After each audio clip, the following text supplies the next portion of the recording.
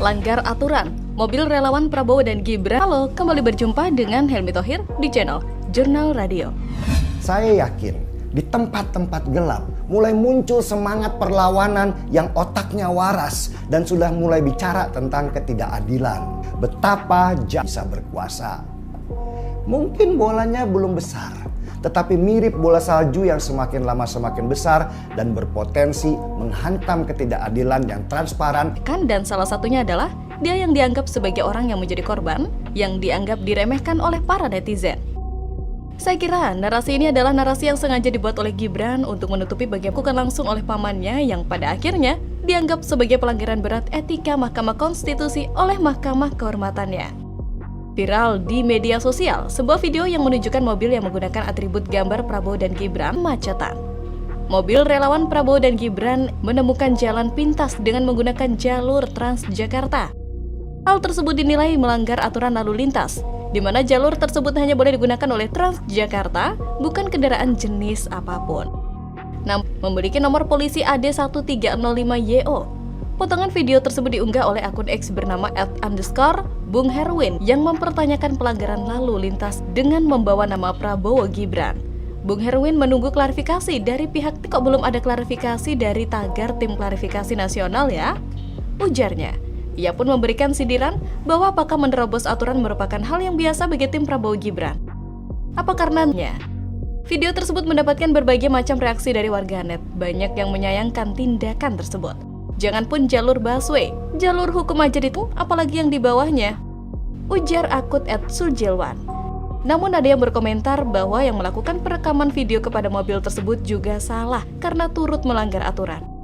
Yang bikin video juga di jalur khusus paslon Prabowo Gibran, entah siapa yang merancang strategi peperangan paslon pasangan ini. Saya menyebut apa yang mereka lakukan saat ini adalah strategi menyebar paku di jalan raya. Saya menduga strategi menyebar paku ini dirancang oleh dua orang, yaitu Prabowo dan Jokowi. Kedua orang ini adalah kombinasi yang cukup meresahkan. Jokowi dengan tangan dinginnya mampu menggerakkan siapa yang dia kehendaki untuk menghancurkan orang-orang yang melawannya demi mencapai tujuannya.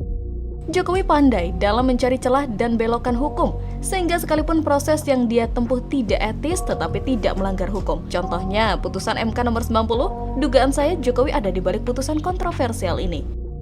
Jokowi yang membuat drama berteriak jangan terlalu banyak drama, Prabowo Gibran yang menyebar paku berteriak jangan curang. Kalau Jokowi dan Prabowo konsisten melakukan ini, sepertinya mereka akan memenangkan kontestasi ini. Itu dengan catatan kalau rakyat, kaum cendekiawan, dan tokoh bangsa tidak melawan. Sampai saat ini, Jokowi dan Prabowo masih memegang kendali permainan, tentara, polisi, dan aparatur negara dalam kendalinya. Di sisi lain, tokoh bangsa dan kaum cendekiawan tidak maksimal melakukan perlawanan. Kalaupun Prabowo Gibran menang, ini akan menjadi sejarah politik paling buruk di Indonesia. Dan tentu akan terjadi banyak hal aneh dan sulit di dalam pemerintahan kelak. Bukan tidak mungkin antara Prabowo dan Jokowi menggunakan Gibran akan saling serang di tengah jalan pemerintahan mereka dan yang akan menjadi korban adalah Indonesia. Kalau kecurangan ini tidak bisa dihentikan dan kalau mereka menang, biarkan mereka berkuasa dan ketika mereka berkuasa, maka mereka akan hancur dengan sendirinya karena bertikai di dalam koalisi yang saling cari selamat. Jadi bagaimana kalau menurut Anda? Tentu kebersamaan kami untuk mendukung beliau-beliau yang secara kapasitas, secara integritas, kemudian juga secara jejak langkah ya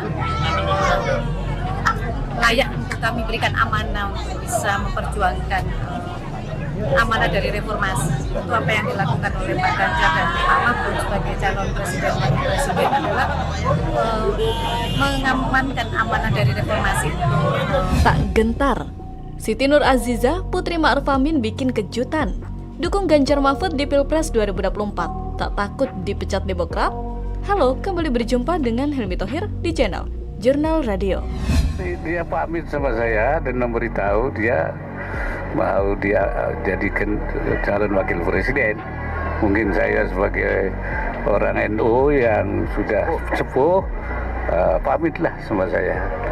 Ya saya bilang, saya sampaikan selamat, mudah-mudahan bisa kalau nanti terpilih bisa menjalankan tugasnya, melanjutkan hal-hal yang baik yang sekarang sudah kita lakukan, dan kemudian juga memperbaiki kalau ada yang belum baik, ya.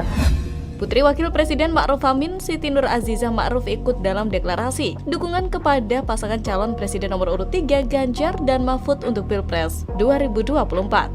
Sebab, menurut Wikipedia, sejak 2020 hingga sekarang Siti Nur Azizah masih tercatat sebagai wasekjen Partai Demokrat. Partai Demokrat yang dipimpin AHY sendiri mendukung Prabowo Gibran. Pembelotan dukungan Siti Nur Azizah tentu menarik. Dia menilai Ganjar Mahfud sangat layak untuk menjadi pemimpin Indonesia. Dukungan tersebut diberikan oleh organisasi yang mengatasnamakan diri Barisan Advokasi Keadilan Indonesia Ganjar Mahfud 3. Di organisasi itu, Azizah merupakan Ketua Dewan Pembina. Kami Baki Gama 3, yang terdiri dari sarjana hukum dan advokat di seluruh Indonesia, menyatakan siap mendukung Bapak Ganjar Pranowo menjadi Presiden RI 2024 dan Bapak Profesor Mahfud MD menjadi Wakil Presiden RI 2024. Demikian bunyi teks deklarasi yang dibacakan di kawasan Mampang, Jakarta Selatan, Rabu 20 Desember.